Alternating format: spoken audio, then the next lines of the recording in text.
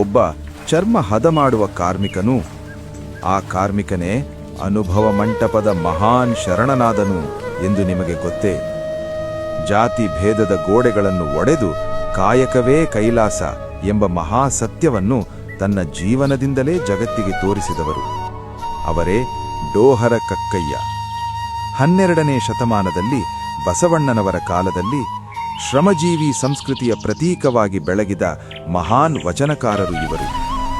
ಚರ್ಮ ಹದ ಮಾಡುವುದು ಇವರ ಕಾಯಕ. ಆದರೆ ಅವರಿಗದು ಕೇವಲ ವೃತ್ತಿಯಲ್ಲ, ಅದು ದೈವ ಸಾಧನೆ. ಕೈಯಲ್ಲಿ ಕೆಲಸ, ಹೃದಯದಲ್ಲಿ ಭಕ್ತಿ, ಜೀವನದಲ್ಲಿ ಸಮಾನತೆ, ಇದೇ ಅವರ ಧರ್ಮ. ಬಸವನ ಬಾಗೇವಾಡಿ ಸಮೀಪದ ಕಕ್ಕಳ ಮೇಲಿಯಲ್ಲಿ ಹುಟ್ಟಿದ ಇವರು ಅನುಭವ ಮಂಟಪದಲ್ಲಿ ಸಮಾನತೆಯ ಶಕ್ತಿಶಾಲಿ ಧ್ವನಿಯಾಗಿ ನಿಂತರು.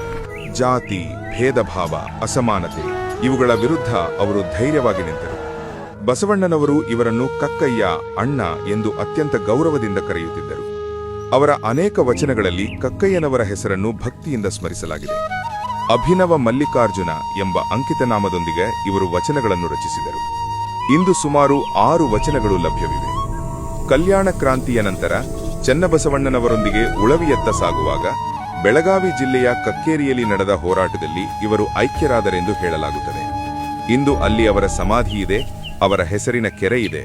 ಆದರೆ ಅದಕ್ಕಿಂತ ಮುಖ್ಯವಾಗಿ ಕಾಯಕವೇ ಕೈಲಾಸ ಎಂಬ ಅವರ ಸಂದೇಶ ಇಂದಿಗೂ ಸಮಾಜದ ಹೃದಯದಲ್ಲಿ ಜೀವಂತವಾಗಿದೆ. ಈ ಕಥೆ ನಿಮ್ಮ ಹೃದಯವನ್ನು ಸ್ಪರ್ಶಿಸಿದರೆ ಈ ವಿಡಿಯೋಗೆ ಲೈಕ್ ಒತ್ತಿ. ಮತ್ತಷ್ಟು ಇಂತಹ ಪ್ರೇರಣಾದಾಯಕ ಡಾಕ್ಯುಮೆಂಟರಿಗಳಿಗಾಗಿ ನಮ್ಮನ್ನು ಫಾಲೋ ಮಾಡಿ.